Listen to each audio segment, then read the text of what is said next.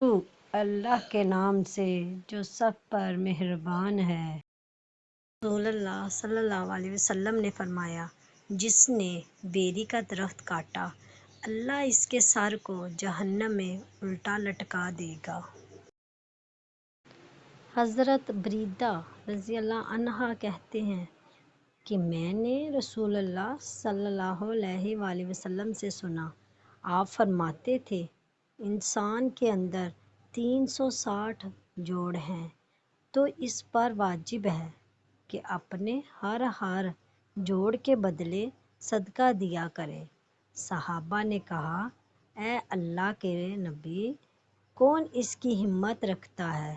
آپ نے فرمایا، مسجد میں پڑی رینٹ حلق کے علائش کو دفن کر دینا، راستے میں پڑی تکلیف دہ چیز ہٹا دینا، اور اگر یہ نہ ہو سکے تو چاشت کی 2 رکعتیں ہی تمہیں اس تمام صدقے سے کافی ہو جائیں گی۔